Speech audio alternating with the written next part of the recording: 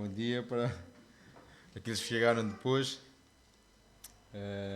Graças a Deus podemos estar aqui para proclamar esse Evangelho da graça de Deus no seu Filho Jesus Cristo, da forma como Ele veio a nós e nos conclama, nos convoca, nos exorta, nos incentiva a anunciarmos esse mesmo Evangelho.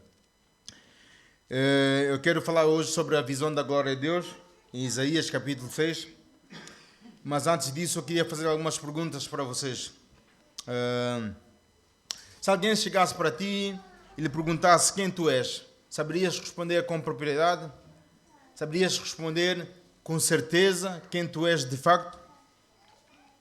Se alguém lhe fizesse essa pergunta, quem tu és, saberias dizer de facto quem tu és?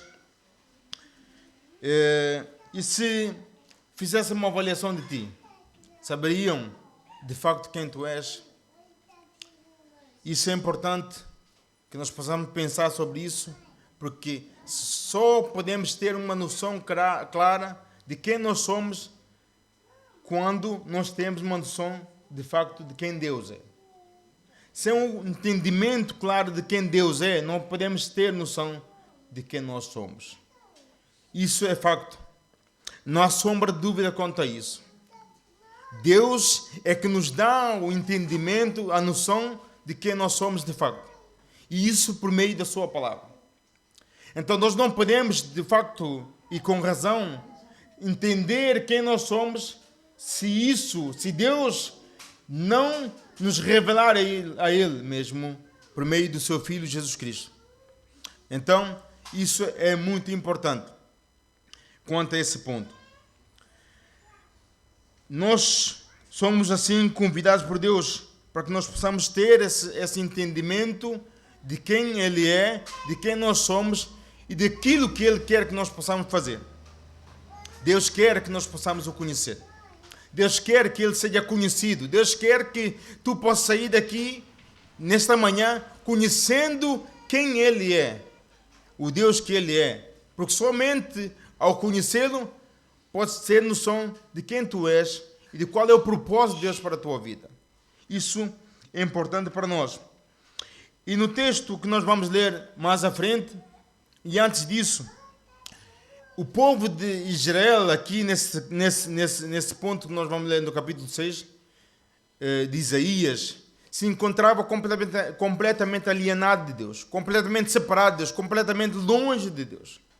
O povo se secularizou, esse povo de Judá, tribo do sul, que tinha mantido fiel quando os outros, as 10 tribos de Israel, tinham se apostado de Deus, agora também se secularizou, agora também se tornou simplesmente crentes nominais, que tinham o nome de Mateus, de João, de Lucas, mas não tinham coração voltado para Deus. E Deus agora chama Isaías, ao revelar-se a Isaías, para que ele fosse porta-voz dele no meio desse povo que não tinha o seu temor a Deus de facto. Então, é importante que nós possamos ter essa noção, dessa avaliação de quem nós somos. Porque, como eu disse, só posso ter noção de quem eu sou quando eu tenho noção de quem Deus é e o que Deus quer de mim. Sem que eu tenha noção de quem Deus é, sem que eu tenha os olhos desvendados por Deus, eu posso passar por essa vida. Eu posso viver a vida. E viver a vida de modo simples. De modo, como diz aquela música brasileira, deixa a vida me levar. E nós vivemos assim, uma vida que não tem significado, propósito específico neste mundo.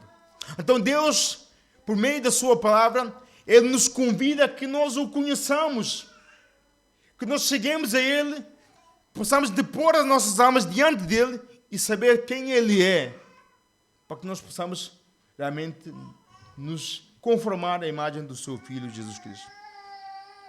Esse texto que nós vamos ler é de Isaías, em que esse povo, como já disse, secularizou, abandonou Deus.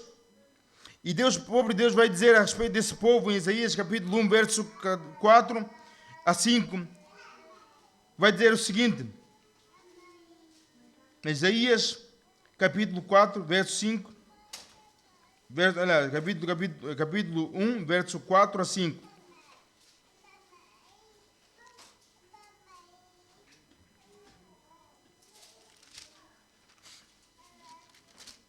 Deus vai dizer o seguinte. Verso 4 assim. Ai dessa geração, ai dessa nação pecaminosa, povo carregado de iniquidade, raça de malignos, filhos corruptores, abandonaram o Senhor, transformaram o Santo de Israel, voltaram para trás, aliás, que a vez de andar, aliás, feridos, visto que continuais em rebeldia. Toda a cabeça está doente e todo o coração enfermo. Então, esta era a descrição desse povo. O povo que estava doente, mas não buscava a cura. Um povo que estava ferido, mas não buscava a cura que Deus tinha para eles. Preferiram andar cambaleando, indo e caindo, mas não buscavam a cura que Deus oferecia para eles. Esse é o povo de Israel neste contexto. E nesse meio desse tempo em que Deus chama Isaías, Isaías veste a sua roupa, toma as suas roupas, veste escura, que representava a condição do povo de pecado e de abandono, de rebeldia, de oposição à vontade de Deus. Isaías representando, vestindo a roupa do seu ofício como pregador, como profeta no meio do povo. Então, Deus, no meio da sua palavra, Ele levanta nesse tempo, que a palavra de Deus vai dizer que no ano em que morreu o rei Uzias. Quem era Uzias? Uzias era o rei que foi maior, o rei depois de Davi e de Salomão, o rei mais influente que tinha reinado em Judá. Ele tinha trazido prosperidade, crescimento econômico. O povo enriqueceu-se muito. Ele tinha muitas invenções, muitas militares, conquistas, muitas coisas. Mas ao longo desse processo, o seu coração se exaltou e ele ensoberbeceu-se e, em arrogância, ele queria oferecer incenso a Deus, o que era ofício somente dos sacerdotes.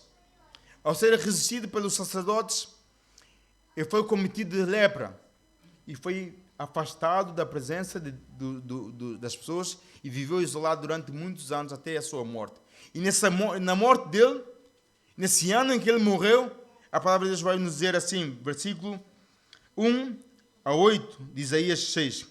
No ano em que morreu o rei Uzias, eu vi o Senhor assentado sobre um alto e sublime trono. As abas das suas vestes enchiam o templo. Os serafins estavam por cima dele. Cada um tinha 6 asas. Com 2 cobriam o rosto, com 2 cobriam os seus pés, e com 2 voavam e clamavam uns para os outros, dizendo: Santo, Santo é o Senhor dos exércitos. Toda a terra está cheia da sua glória. As abas do limiar do templo se moveram, a voz do que clamava, e a casa se encheu de fumaça. Então disse eu: ai de mim, sou um homem de lábios impuros. Aliás, estou perdido, porque sou um homem de lábios impuros, e habito no meio de um povo de impuros lábios. E os meus olhos viram o Rei, o Senhor dos exércitos. Então um dos serafins voou para mim, trazendo na mão uma brasa viva que tirara do altar. Com brasa, como tenaz. Com brasa tocou a minha boca e disse: és que ela tocou os teus lábios, a tua iniquidade foi tirada e perdoado o teu pecado. Depois disto, ouvi a voz do Senhor que dizia: a quem enviarei e quem há de ir por nós? Disse Isaías: eis-me aqui, envia-me a mim. Vamos orar? Senhor Deus, nós pedimos a Tua graça, a Tua misericórdia, a Tua capacitação. Pedimos que o Senhor possa realmente falar a nós aqui, por meio da Tua palavra. Pedimos a Tua ajuda, porque nós dependemos da Tua graça, da Tua misericórdia. O Senhor pode, nesse momento, desvendar os olhos daqueles que estão aqui, que não te conhecem, que não sabem quem Tu és, que não sabem que o Senhor enviou o Seu Filho para morrer por nós na cruz do Calvário. Oramos isso em nome de Jesus. Amém. Então, nesse ponto aqui, eu quero falar sobre a visão da glória de Deus. E qual é o propósito da visão da glória de Deus? Primeiro, corrigir a nossa visão a respeito da divindade, a respeito de Deus. Em segundo lugar, corrigir a nossa visão a respeito da humanidade. Em terceiro lugar, corrigir a nossa visão a respeito da missão que Deus tem para nós.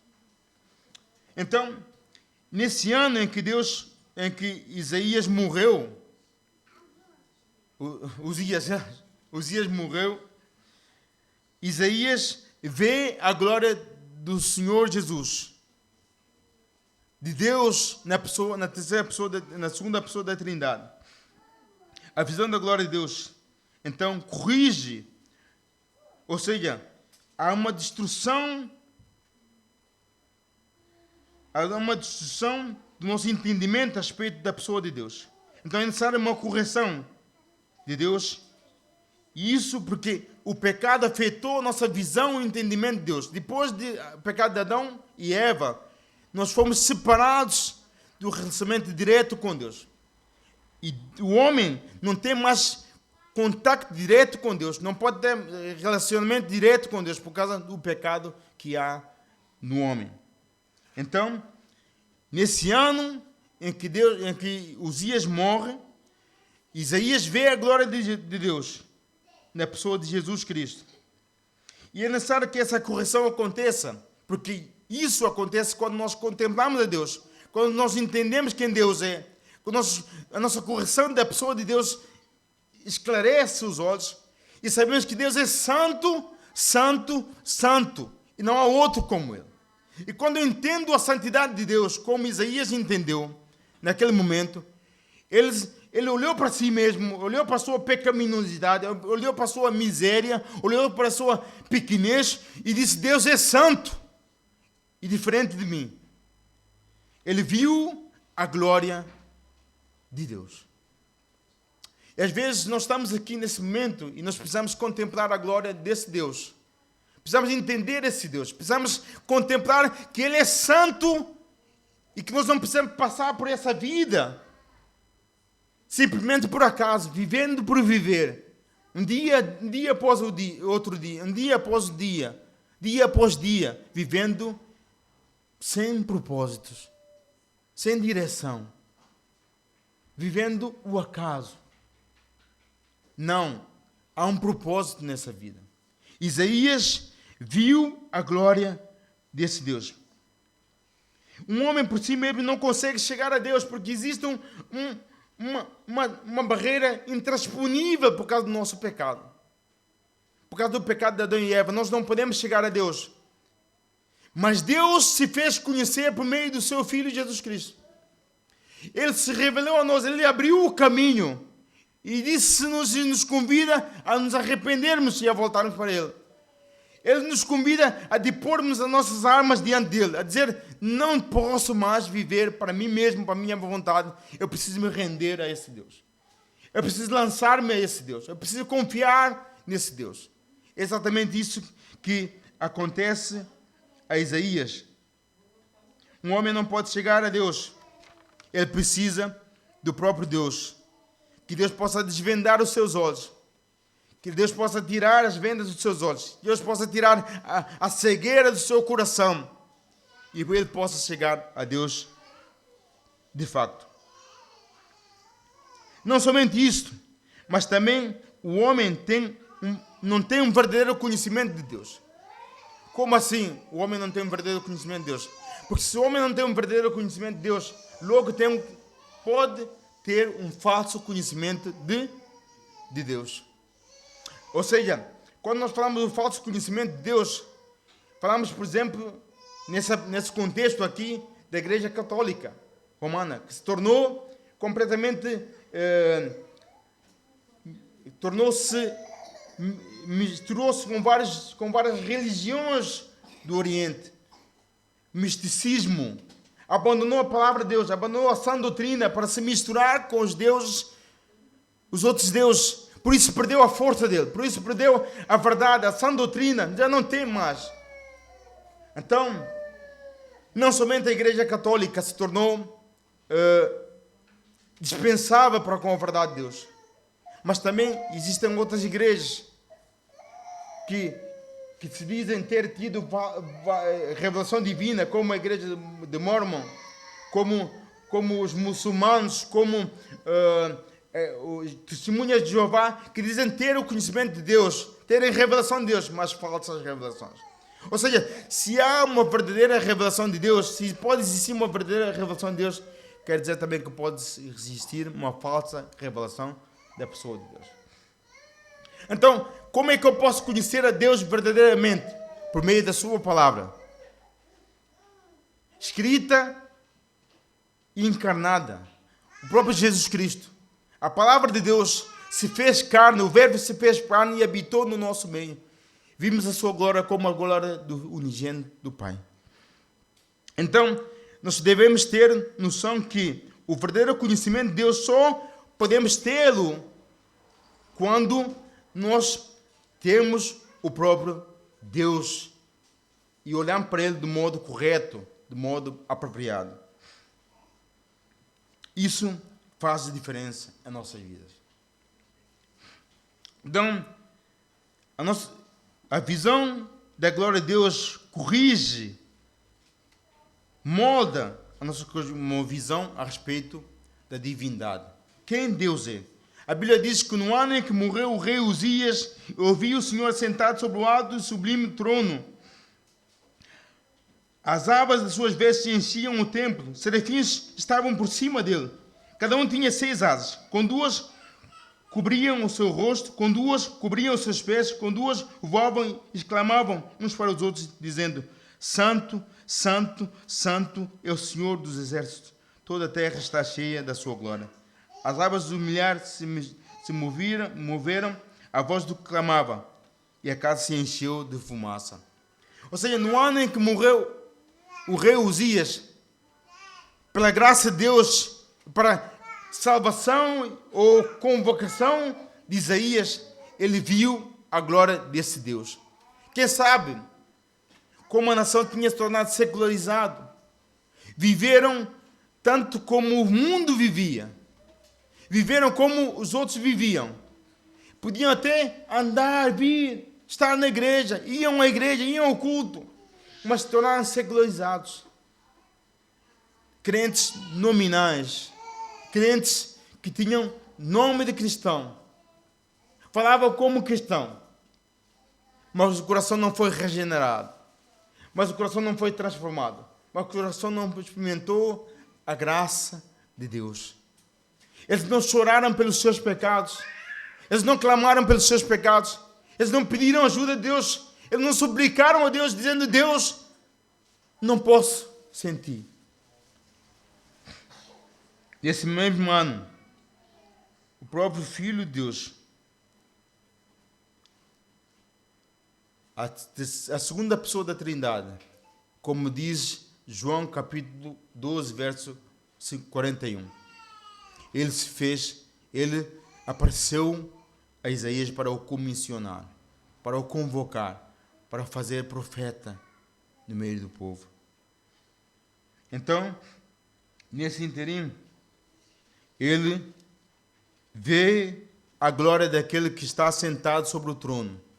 E ele senta sobre o trono como um monarca, como um rei, como um senhor no seu trono. E ele senta para ter o juízo. Ele é juiz das nações. Ele reina sobre as nações. Ele reina sobre as vidas de todos aqueles que estão ao seu redor. Ele é Senhor.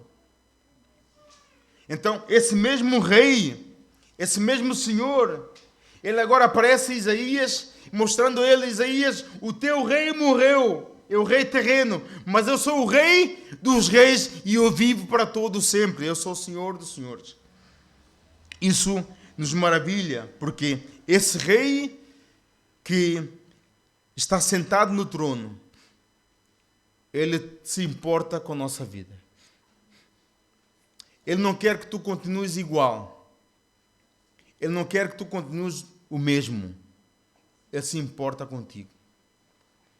Se importava com Isaías, porque não se revelou a Isaías para o punir, para o destruir. Porque quando Isaías disse, ai de mim, ele pensava que ia ser destruído. Mas ele não se revelou para a destruição.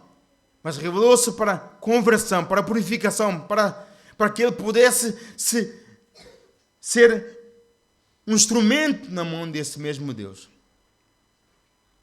E hoje, aqui, a palavra de Deus te convida da mesma forma. Depõe as armas, entrega as armas, confia nesse Deus. Confia neste Deus. Eu podia chamar Isaías, o livro de Isaías, como o Evangelho de Isaías, porque é realmente o Evangelho que Deus dirige ao seu povo rebelde, ao seu povo que não confia nele, para que se voltem para ele, para que confiem nele, para que fiem-se nele e se voltem para ele como Rei e como Senhor e se entreguem a ele como aquele que reina e governa todas as coisas.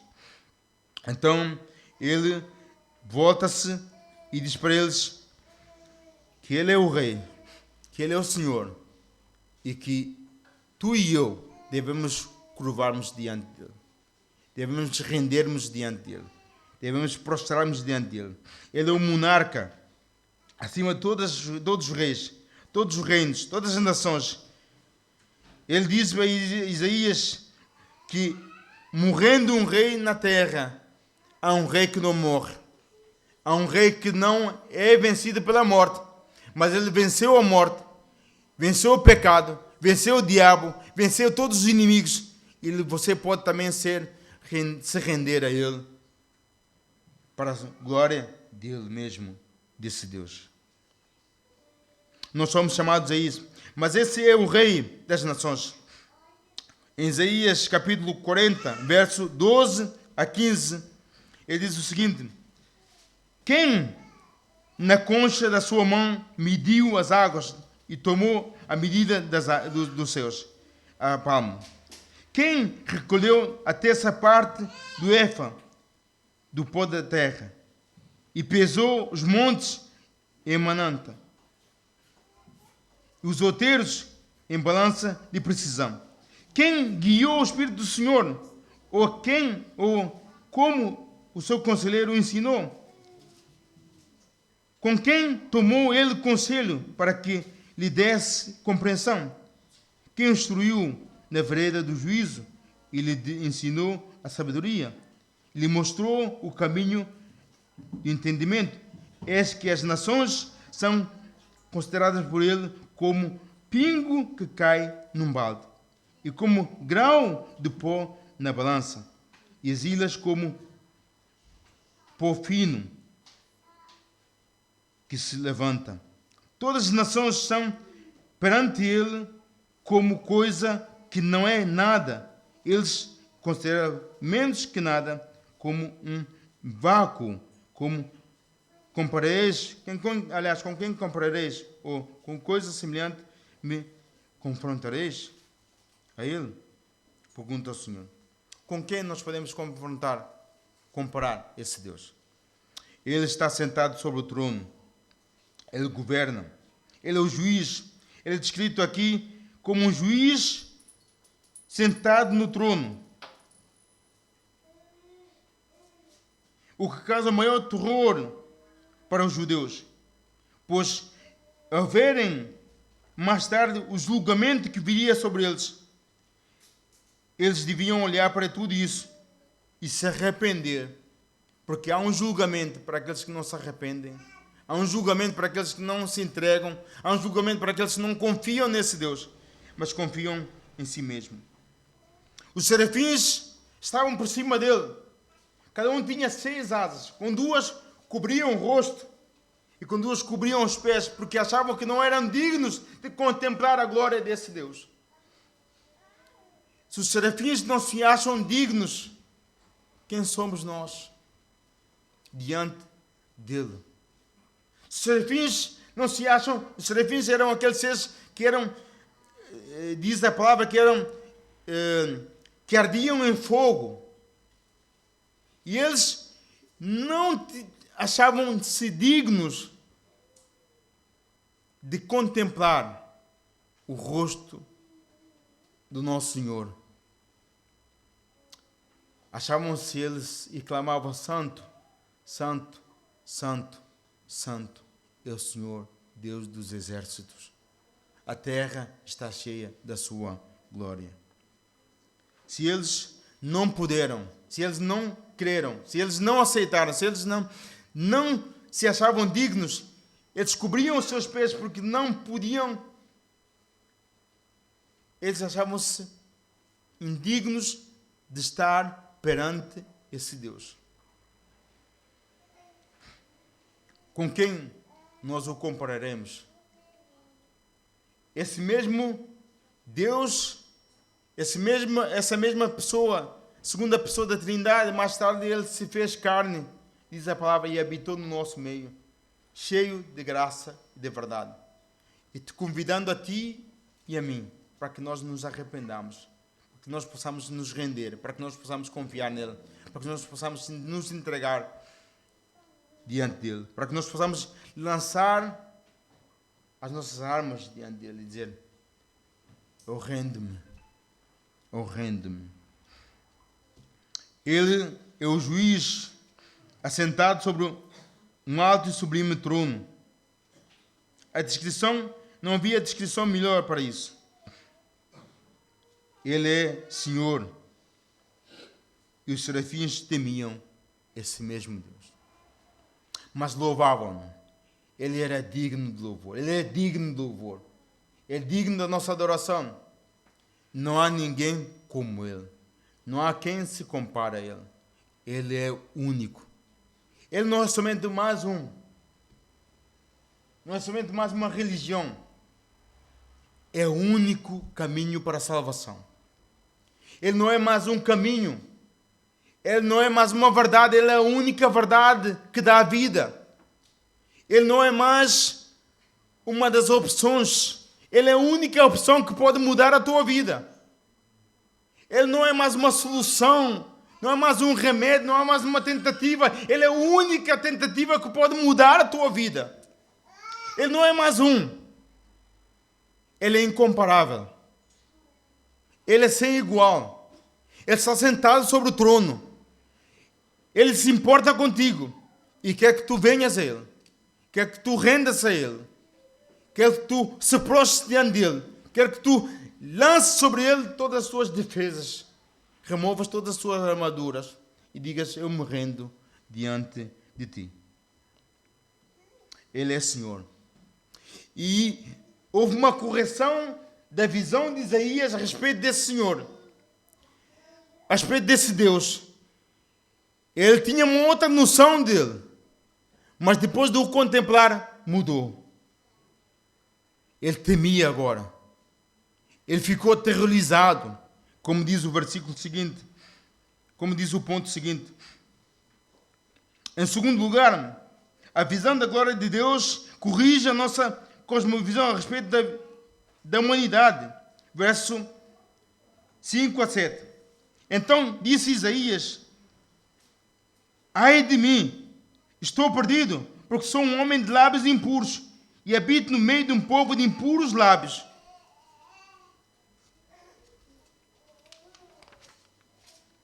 Os meus olhos viram o Rei, o Senhor dos exércitos. Então um dos serafins voou para mim, trazendo na mão uma brasa viva que tirara do altar, como a tenaz. A brasa tocou a minha boca e disse: és que isto tocou os teus lábios. A tua iniquidade foi tirada e perdoado o teu pecado. Interessante que Isaías, quando ele contempla a glória desse Deus,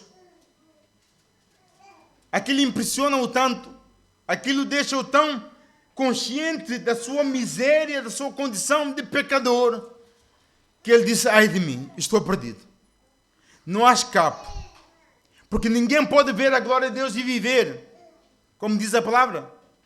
Isaías ficou aterrorizado ao contemplar a glória de Deus. E disse: ai de mim, eu estou perdido. Eu estou arruinado. Eu vi a glória de Deus. Os meus olhos se abriram para Ele. Eu tinha uma noção dele. Mas agora vi que Ele é glorificado, que Ele está sentado sobre o trono, que Ele não é mais um, que Ele é o único, que Ele é Rei dos Reis, que Ele é Senhor dos Senhores, que Ele é o Rei que está sentado sobre o trono. Então Isaías, quando contempla isso, ele diz: ai de mim. Isaías tinha noção de pessoas que tinham morrido diante de Deus porque estavam puros diante de Deus. Ele se lembra dos filhos de Arão. Ele se lembra de Acã. Ele se lembra das pessoas, dos filhos de Eli que foram mortos porque estavam impuros diante de Deus. Mas agora, ele, diante de Deus, ele olha para tudo isso e diz: estou perdido. Estou perdido. Essa passagem mostra que algumas coisas que até então Isaías ignorava. Um mundo além da sua realidade e mais real que a nossa percepção pode captar. Um mundo dentro do nosso mundo, mas que nós somos impedidos de ter relacionamento direto com esse mundo. Desde o pecado de Adão e de Eva. Por isso, só podemos ter contato direto com Deus por meio do seu Filho Jesus Cristo, que morreu,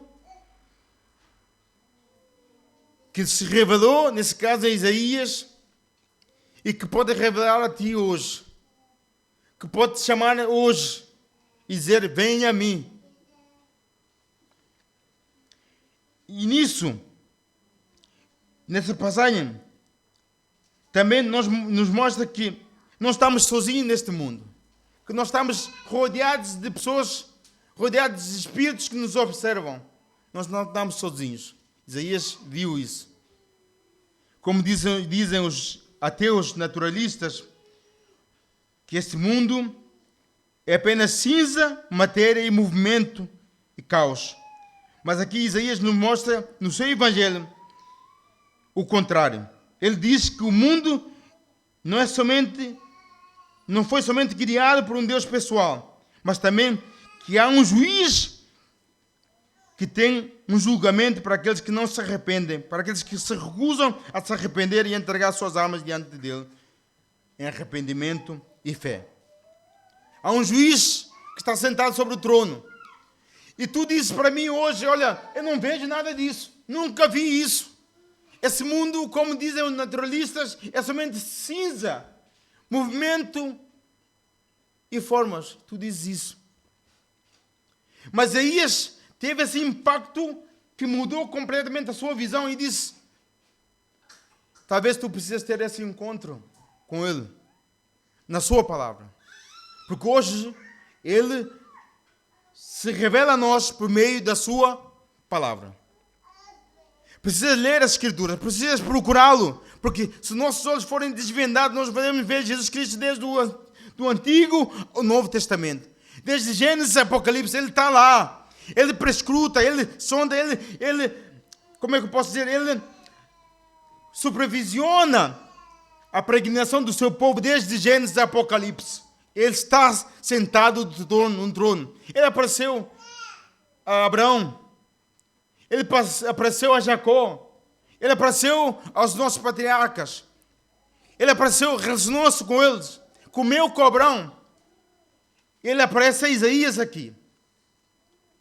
Ele se importa com o seu povo. Ele se importa com o seu povo. Ele se importa com o seu povo. E essa passagem nos mostra exatamente isso. Ao contrário do que dizem os naturalistas, como eu disse, esse mundo tem um Deus pessoal, tem um Deus presente, tem um Deus que não é somente transcendente, mas também é imanente, Ele é presente, Ele é um Deus conosco, Emmanuel. O Deus que se importa contigo e comigo.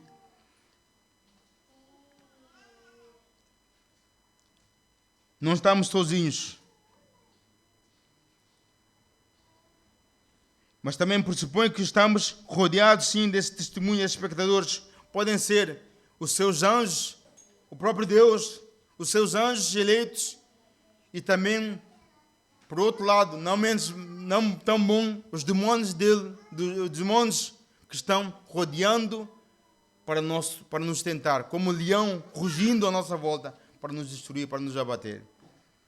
Há um Deus presente, há um Deus conosco, Ele é Emmanuel, um Deus que se faz presente. Por isso, aqui há uma correção da visão de Isaías a respeito de si mesmo. Pela graça de Deus, ele olha para si mesmo e vê uma pessoa de lábios impuros. Ele fica aterrorizado, impactado pela visão que Deus mostrou dele mesmo. Ele, ao ver Deus, a visão dele foi corrigida. A sua cosmovisão mudou. Ele agora pode contemplar para Deus. Pode ver um Deus santo e elevado sentado sobre o trono. Esse é o nosso Deus. Esse é o nosso Deus. Mas Isaías pensava que podia ser destruído. Ele pensava, olha, vou ser destruído aqui.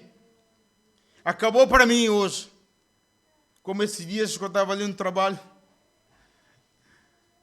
Eu disse assim, olha, hoje eu vou morrer. Amanhã é o meu enterro. Mas Deus mudou. Deus não permitiu que eu morresse. E Isaías estava na mesma condição. Ao ver, aliás, diferente da minha, mas na mesma condição condição de que pensar de que estaria morto. Porque ele viu a glória de Deus. E o que é que acontece? Quando ele fica impressionado com essa condição, ele fica e pensa que vai morrer. Ao contrário daquilo que ele pensava, o que ele tem é ação graciosa da parte de Deus. Depois da sua confissão, ele diz, ai de mim, estou perdido.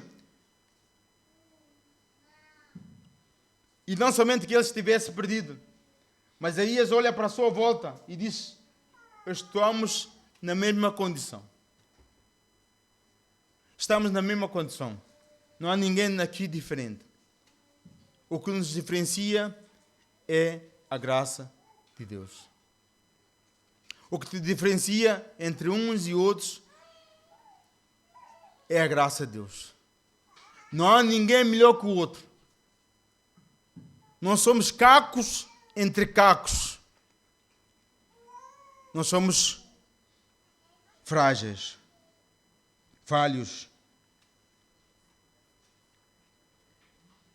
E o que é que acontece quando Isaías contempla a glória de Deus e ele vê a sua pecaminosidade, a sua miséria, e ele clama, confessa o seu pecado e diz, eu sou um homem de lábios impuros, habito no meio de um povo de impuros lábios. O que acontece? Em vez de ser destruído, ele vê a graça de Deus. O anjo é ordenado por Deus a pegar com uma tenaz uma brasa viva e traz e toca na boca de Isaías. Depois que Isaías é tocado, aquela brasa viva podia ter ferido. Não feriu, o purificou. Não o matou, o santificou. Não o destruiu, o tornou puro para Deus. Porque nós só podemos ser puros para Deus quando Ele nos purifica. Não há ninguém que pode chegar a Deus por seus próprios meios, por suas próprias forças, por sua própria capacidade, por sua própria habilidade, por sua própria esperteza, sabedoria, poder. Não. Nós podemos chegar a Deus porque Ele primeiro nos amou. Primeiro deu o seu Filho. Primeiro chegou-se a nós. Porque Ele nos amou primeiro. Porque Ele nos amou primeiro. De lábios impuros. O importante que Isaías fez é que ele se confessou.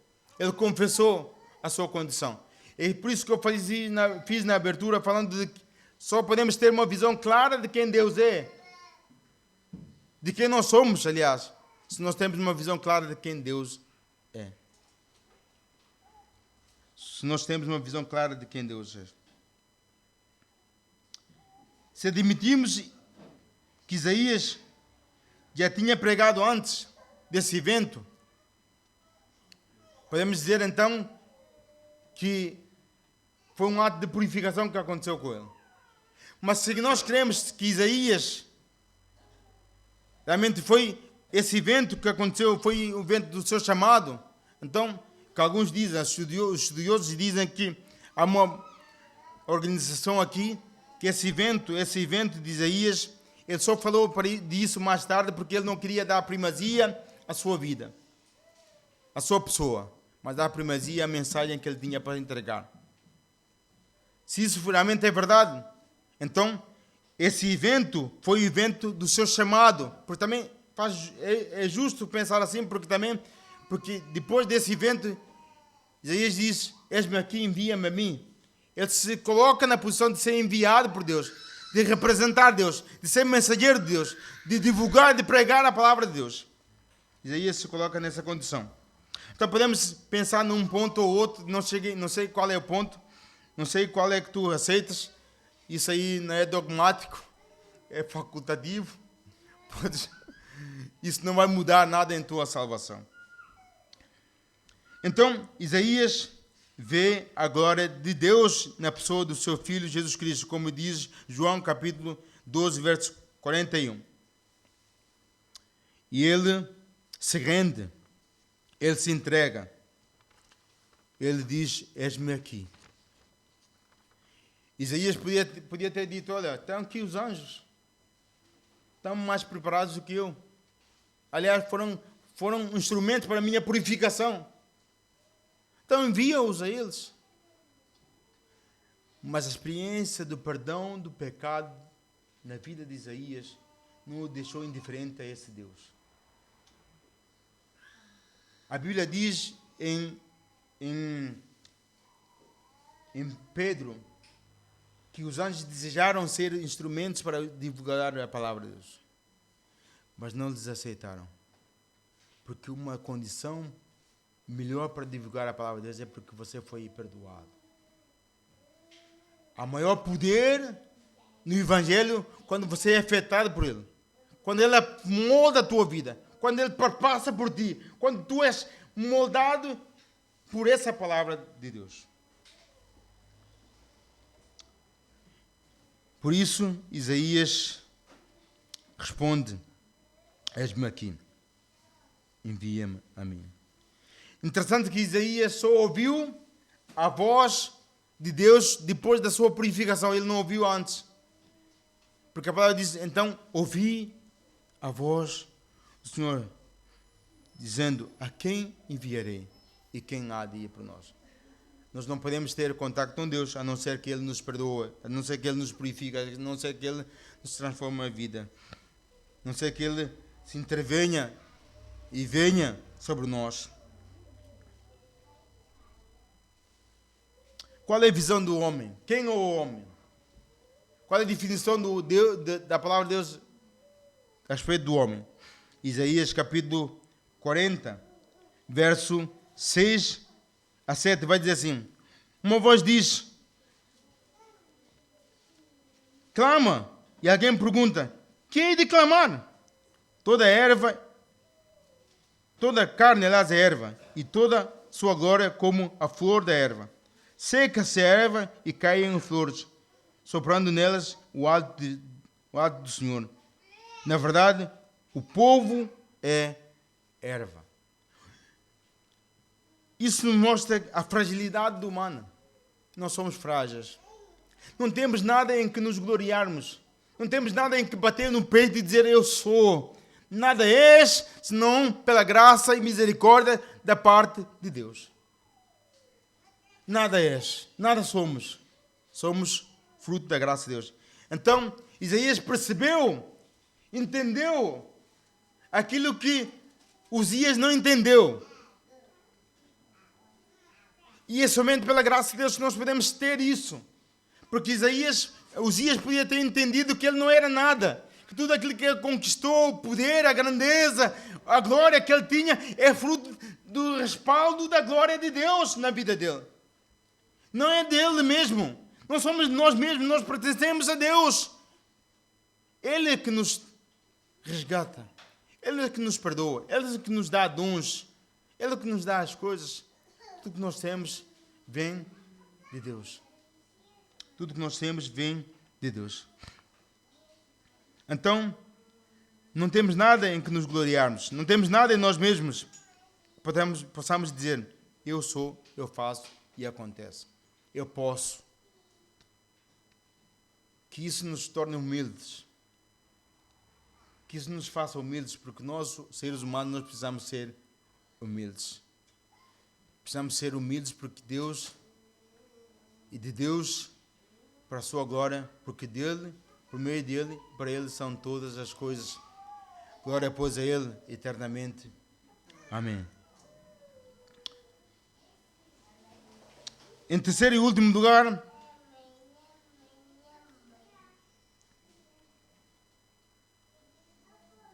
a visão da glória de Deus corrige a nossa visão, a nossa cosmovisão, aliás, a respeito da nossa missão.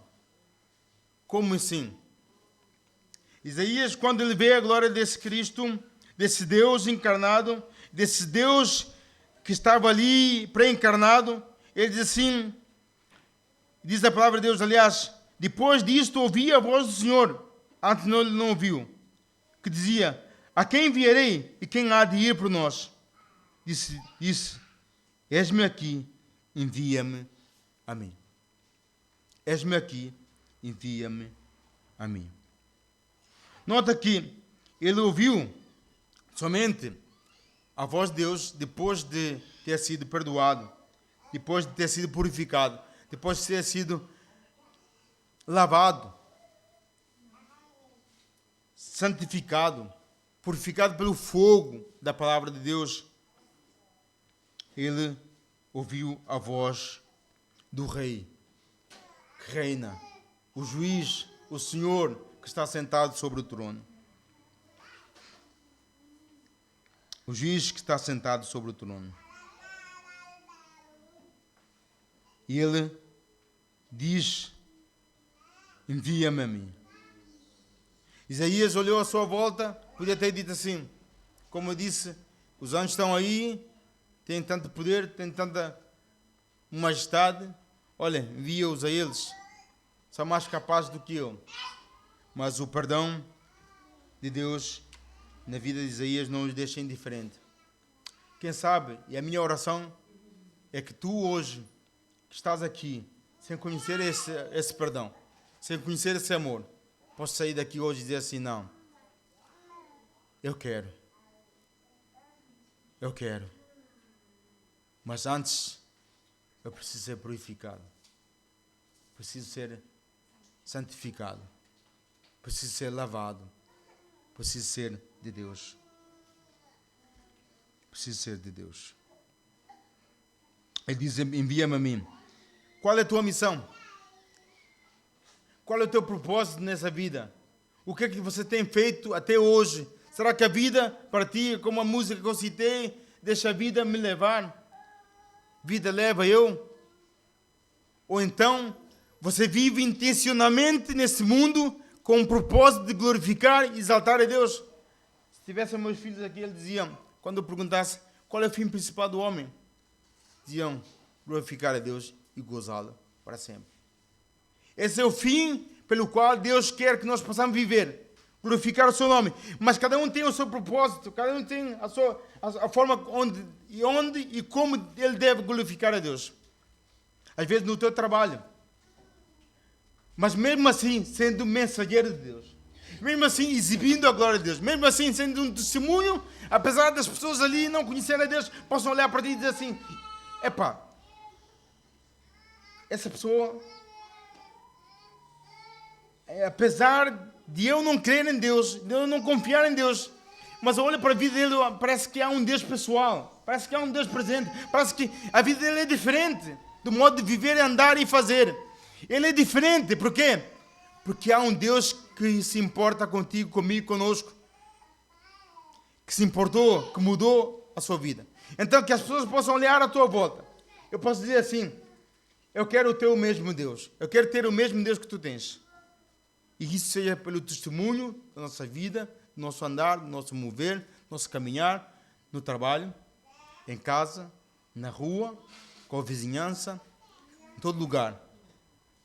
Porque há maior poder no Evangelho quando nós somos não somente o mensageiro, não somente falamos, mas somos a própria mensagem. Porque as pessoas olham para a nossa vida e dizem assim, não é possível não haver um Deus. Como ouvi um caso em que uma miúda chegou a uma pessoa e disse assim, olha, epá, para mim as igrejas somente são um clube. Mas quando olho para a tua vida, não parece nada disso. Não parece nada disso. Por quê? Porque há um testemunho de vida. Há um testemunho de viver que exibe agora a Deus, apesar das pessoas. Então há um propósito de Deus para a tua vida, para a minha vida, para a nossa vida. E tu podes dizer, mas como o Hernando disse, não sou pastor, não sou missionário. Mas a palavra de Deus disse, ide por todo o mundo, pregar o Evangelho, anunciar esse Evangelho. Há vidas que estão no precipício da morte, da destruição eterna, e precisam somente de ouvir alguém dizer, olha, há um Deus que se importa contigo. Isaías disse, eis-me aqui, envia-me a mim. Há uma correção da sua cosmovisão. Há uma correção da sua missão. Há uma correção do seu propósito. Há uma correção do seu viver. Por quê? Porque ele viu a glória de Deus. Possamos olhar para isso. Porque hoje não preciso ver a mesma glória que Isaías viu. Preciso abrir a Bíblia, porque ali está a glória de Deus. Nas Sagradas Escrituras. Ali ele se manifestou a nós. Ali ele se fez conhecer a todos aqueles que creem nele. Então,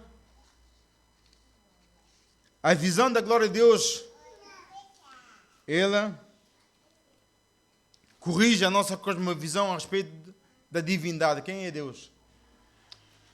Deus é Espírito infinito e eterno, imutável em seu poder e glória. Quem é Deus? Deus é supremo, criador do céu e da terra. Quem é Deus? Deus é Senhor dos senhores, Ele é Rei dos reis. Quem é Deus? Deus está sentado no trono, Ele é juiz. Quem é Deus? Deus é aquele que se importa comigo. Quem é Deus? Deus é aquele que se encarnou e veio a mim para me mudar, para me transformar. Quem é Deus? Deus é vida, e a vida é abundância. Quem é Deus? Deus é Espírito. Quem é Deus para ti? Ele corrige a nossa visão a respeito dele. E podemos ter essa correção através da Escritura Sagrada. Em segundo lugar, a visão da glória de Deus corrige a nossa cosmovisão a respeito da humanidade. Quem é o homem? O homem é um ser criado à imagem de Deus. Caído, mas que em Cristo Jesus ele pode ser redimido. Deus se importa contigo. Deus quer que mais que você possa confessar o seu pecado, reconhecer que és pecador, mas possas render-te a Ele na pessoa do seu Filho Jesus Cristo. Em terceiro lugar, a visão da glória de Deus corrige a nossa cosmovisão a respeito da nossa missão. Qual é a tua missão neste mundo? Cada um tem. Não nasceste por nascer. Não foi um acidente o teu nascimento, senão teria sido abortado. Não foi um acaso. Estás vivo, estás onde estás como estás, porque Deus se importa contigo. E hoje está-te a dizer assim, arrepende-te. Arrepende-te. Confessa. Deixa de ser rebelde. Volta-te para Deus, hoje. Bendito Deus, nós te louvamos pela tua misericórdia e graça. pela tua bondade e misericórdia, pela forma como o Senhor nos redimiu, nos transformou, nos trouxe na pessoa do teu Filho Jesus Cristo. Obrigado pela tua graça, obrigado pela tua palavra. Ó Deus, que nós possamos render-nos a Ti hoje, possamos lançar sobre Ti as nossas armas, as nossas armaduras, as nossas defesas, a nossa rebeldia. Possamos dizer: ai de mim, sou um homem de lábios impuros, habito no meio de um povo de impuros lábios e vi a Tua glória.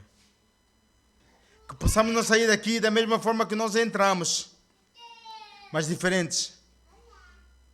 Obrigado, Deus. Dê-nos uma semana em que nós possamos falar de Ti aos outros, testemunhar da Tua verdade. Portugal precisa de Ti. Portugal precisa do Evangelho. Nossos governantes precisam do Evangelho, da graça de Deus em Cristo Jesus. Oh Deus, tem misericórdia dessa nação. Tem misericórdia de Portugal. Tem misericórdia de nós. Possamos voltar para Ti, para a glória do Teu nome. Em nome de Jesus. Amém.